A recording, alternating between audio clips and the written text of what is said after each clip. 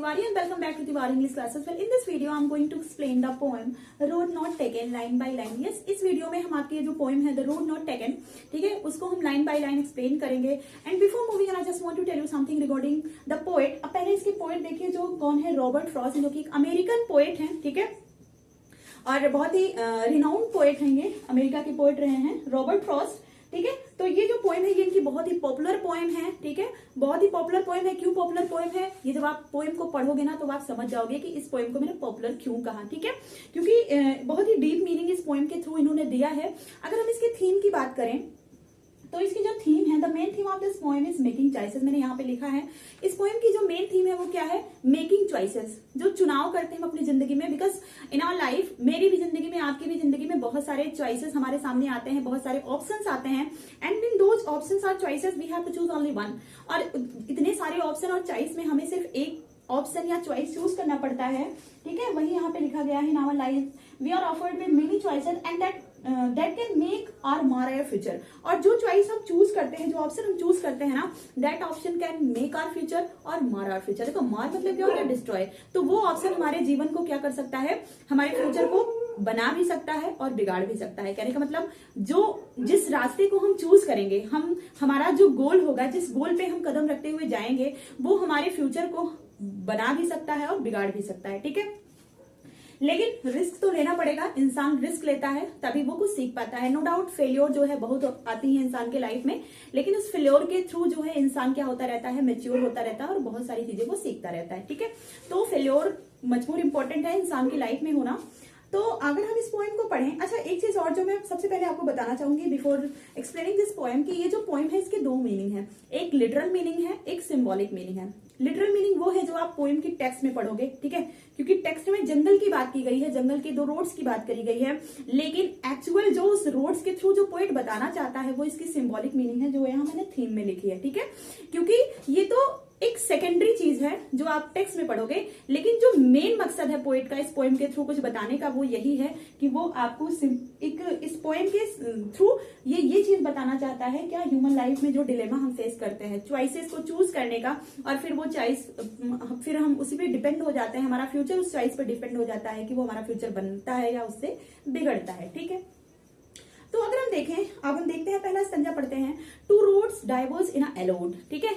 एलोविस would था, ठीक है. एलोविस वुड मतलब पीले कलर का जंगल था. पीले कलर का जंगल क्यों था, because it was the season of autumn, ठीक है. ये हो सकता है कि अटम का सीजन रहा हो. तो अटम के सीजन में क्या होते हैं कि जो लीव्स वगैरह होते हैं वो एकदम येलो हो जाते हैं, ड्राई हो जाते हैं, और सन लाइट अगर उस पर पड़ती है तो उसे और भी एलोविस करती है, ठीक है. तो ये कह रहे हैं टू रोड्स डाइवर्स इन अ एलोड. जब वहां पे वो जंगल में खड़ा था, दैट टाइम ही नोटिस कि दो रोड उस जंगल से निकली थी, ठीक है. टू रोड्स उस जंगल से क्या हुई थी, डाइवर्स हुई थी, निकली थी. And sorry I could not travel both ना. अब देखो यहाँ पे टू रोड्स का मतलब ऑप्शंस. टू रोड्स का मतलब क्या है, ऑप्शंस. आप इस पोएम को तो जो मैं टेक्स्ट टू टेक्स्ट एक्सप्लेन करूंगी इसको तो आप पढ़ोगे ही, लेकिन इस पढ़ते समय आपको ये चीजें दिमाग में रखनी है, क्योंकि जो मेन पर्पज है पोएम, ये पोएट का बताने का कुछ, वो यही है, ठीक है. तो ये कह रहे हैं कि जब ये जंगल में गए तो इन्होंने क्या देखा, टू रोड डाइवर्स इन एलोड ना, कि दो रोड वहां से जंगल से निकली हुई थी. And sorry I could not travel both. ये कहते हैं कि and I felt very sorry that I could not travel both of the roads. इन्होंने कहा कि मुझे बड़ा बुरा लगा क्योंकि मैं दो रोड पे एक साथ ट्रेवल नहीं कर सकता था.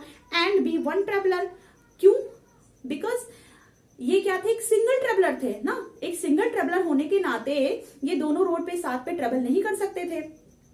ये कह रहे हैं I stood and look down as far as I could. इन्होंने कहा कि जहां से वो दो रोड डाइवर्स हुई थी उस सेंटर पे ये खड़े हुए एंड लुक डाउन, और कहां पे देखा, इन्होंने नीचे देखा, as far as I could. और इन्होंने कहां तक देखा, as far as I could मतलब जहां तक इनकी आई साइड जा सकती थी, जहां तक इनकी नजरें जा सकती थी रोड पर, उन दोनों रोड को इन्होंने क्या किया, ऑब्जर्व किया.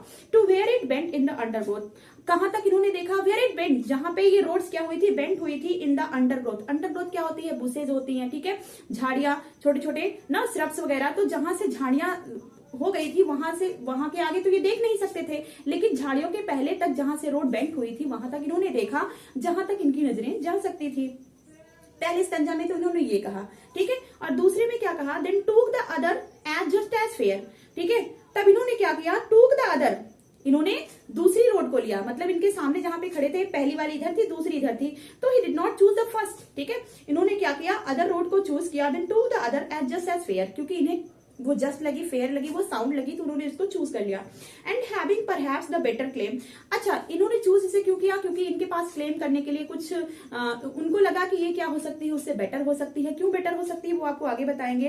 Because it was grassy and wanted wear, क्योंकि वो जो रोड थी जिसको इन्होंने चूज किया, इट वॉज ग्रासी ना, there were lot of grass on that road, जहां से ये ट्रबल, जिस रोड को इन्होंने चूज किया। अब देखो यहाँ पे रोड के थ्रू आप ये भी समझते चलो कि वो जो ग्रासी थी, मतलब इन्होंने ये अपने लाइफ के जो जिस ऑप्शन को उन्होंने चूज किया था वो बताते हैं कि जिस चॉइस को उन्होंने चूज किया था वो बहुत डिफिकल्ट था, तो वो डिफिकल्ट यहाँ पे ग्रासी बताया जा रहा है कि जिस रोड को इन्होंने चूज किया उसपे बहुत सारे क्या थे, घास थे, ठीक है। And wanted wear though as for that the passing there, ठीक है। ये कह रहे थे कि और वहां से कोई चला भी नहीं था, उस पर डिफिकल्टीज बहुत ज्यादा थी, मतलब घास थी, बहुत ज्यादा श्रब्स थे, बहुत ज्यादा बुशेस थी, और ऐसा लगता था कि मानो वो जो रोड थी वो चाहती थी कि उस पर से कोई गुजरे, ठीक है।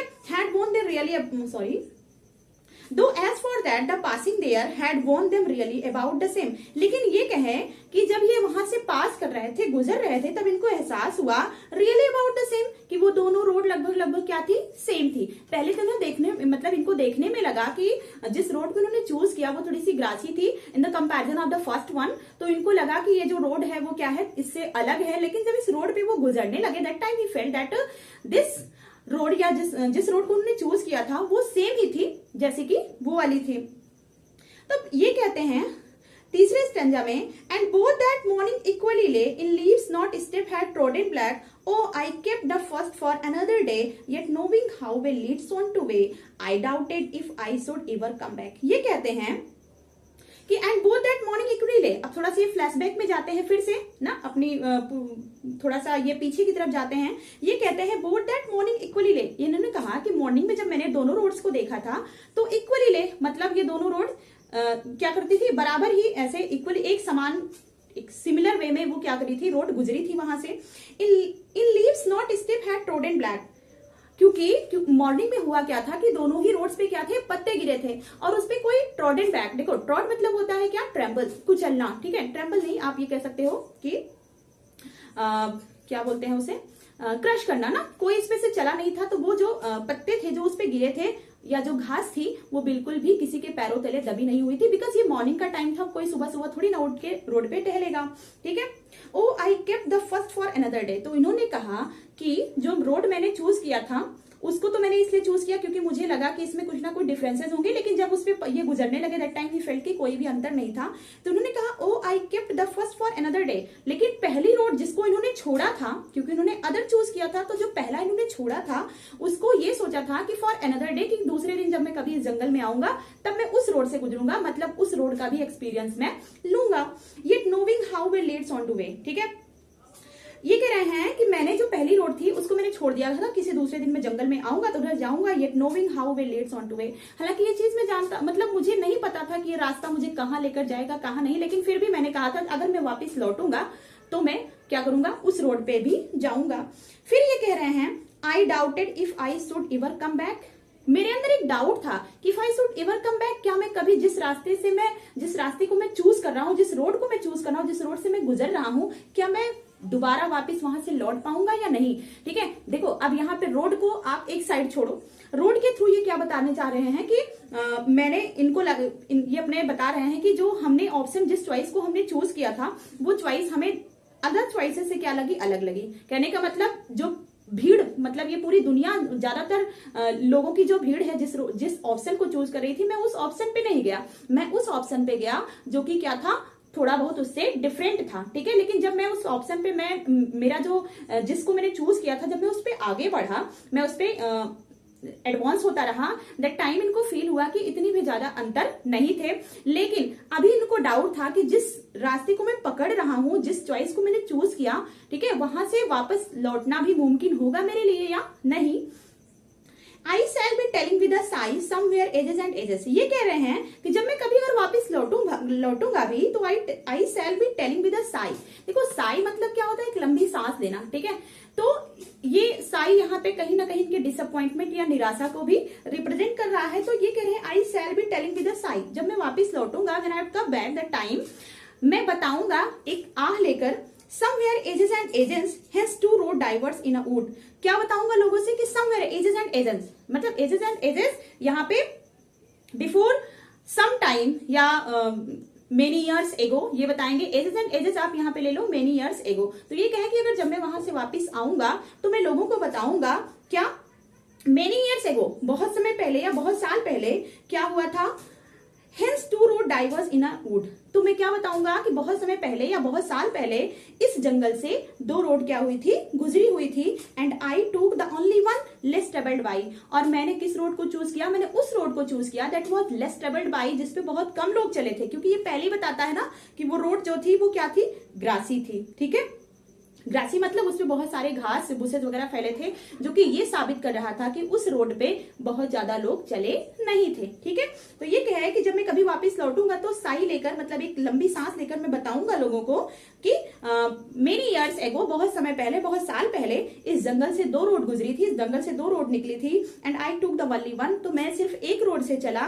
क्यों चला, because it was less travelled by, क्योंकि इस पे बहुत ही कम लोग चले थे। And that has made all the difference, और उसी रोड पे चलने का नतीजा ये था कि उसने मेरे लाइफ में हर प्रकार के चेंजेस ला दिए। देखो यहाँ पे डिफरेंसेस का मतलब फेल्योर भी हो सकता है और सक्सेस भी हो सकता है, ठीक है। तो कुल मिला के ये तो ठीक है, लेकिन टेक्स्ट को एक साइड करके आप सिर्फ ये मानो कि ये पॉइंट जो है ये बताना चाहते हैं कि जिस ऑप्शन को आप चूज करोगे वो ऑप्शन आपके लाइफ को क्या कर देगा, पूरी तरीके से चेंज कर देगा। और ये चेंजेस अच्छे भी हो सकते हैं और बुरे भी हो सकते हैं। कहने का मतलब your whole coming future is totally depend on the choice that you choose ना। आपका पूरा फ्यूचर उस चॉइस पे डिपेंड करता है, उस ऑप्शन पे डिपेंड करता है जिसे आप क्या करते हो, चूज करते हो। कहने का मतलब आपके जीवन में जितने भी बदलाव आएंगे, जितने भी डिफरेंसेस आएंगे, वो उसी चॉइस की वजह से आएंगे, जिस पाथ को आपने चूज किया, जिस रास्ते को आपने फॉलो किया। अच्छा, एक चीज यहाँ पे ये जो लेस ट्रेवल्ड बाई ये कहते हैं कि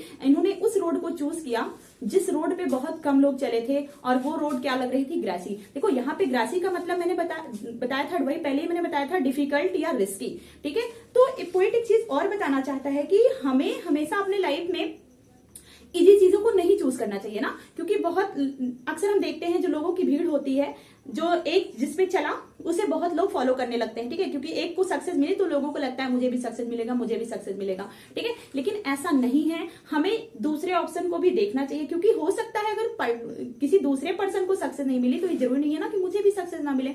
तो रिस्क लेना चाहिए, और वही जो रिस्क जो आप ऑप्शन लोग चूज करोगे, जो भी आपकी चॉइस होगी, भले वो आपकी रिस्की हो या इजी हो, वही आपके फ्यूचर को क्या करेगी, बना भी सकती है और बिगाड़ भी सकती है। So this poem ends here. I hope आपको ये पोएम समझ में आई होगी। एंड हाँ, don't forget to like share और सब्सक्राइब।